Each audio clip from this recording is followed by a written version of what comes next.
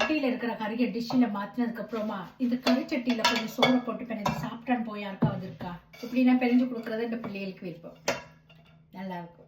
உங்கள்கிட்ட வந்து நான் சொல்ல போறேன், அதாவது இப்போ நம்ம வந்து வெளியே போகிறோம், ஜாக்கெட் போட்டு ஷூ போட்டு ஹேண்ட்பேக்கையும் எடுத்தாச்சு, கதவை அப்படி இப்படின்னு சாத்துற நேரத்தில் திடீர்னு உங்களுக்கு வந்து கடி சொரியனும் போல இருந்துச்சுன்னு சொன்னா உங்களுக்கு எப்படி இருக்கும்? சும்மா லைட்டாக சொரியதை பற்றி நான் சொல்லலை, நல்லா இப்படி இப்படி இப்படி இப்படி சொரியனும் போல அங்கங்கே கடிச்சதுன்னா கொஞ்ச நேரம் சொல்லுங்க. சொரிஞ்சு சொரிஞ்சு சொரிஞ்சு எனக்கு ஏலாது.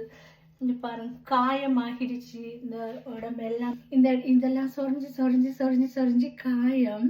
அவசரமத்துல வந்து வீக்கவும் வந்து கண்ணெல்லாம் கடிக்குதுன்னு சொல்லி சொரிஞ்சு சொரிஞ்சு கண்ணுக்கு வந்து ஐ ட்ராப் எல்லாம் கொடுத்தாங்க. பூசுறதுக்கு க்ரீம் தந்துருக்கு. அப்படின்னா உடம்பு முழுக்க க்ரீம் போடணும்.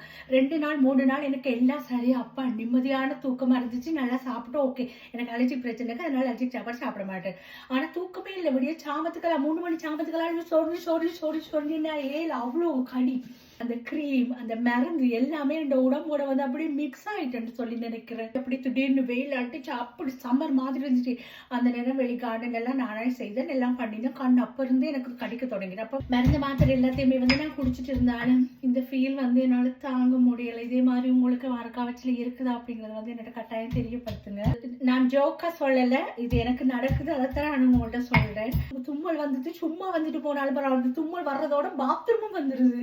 எப்படி ஃபீல் ஆகும் பாருங்க. எப்படி பொது இடங்களுக்கோ சர்ச்சுக்கோ பூசைக்கோ வெளியே மோளுக்கு எங்கேயாச்சும் போற நேரத்தில் அப்படி ஒவ்வொரு வருஷம் நான் வந்து சந்திக்க வேண்டி இருக்குது. தீர்வே இல்லை. அதனால தாங்க சத்தியமா முடியவே இல்லை. நீங்க வாழ்ற மக்களுக்கு தான் அப்படி இருக்குமென்னு சொல்லி நான் நினைக்கிறேன். இந்த கிளைமேட் சேஞ்ச் ஆகிறதுனால கடந்த 2 வருஷமா நான் உங்களுக்கு வந்து ஷேர் பண்ணிட்டு இருக்கிறேன். தேங்க்யூ மக்களே, பொறுமையா பார்த்தமைக்கு ரொம்ப நன்றி. நான் உங்க சொல்றேன்.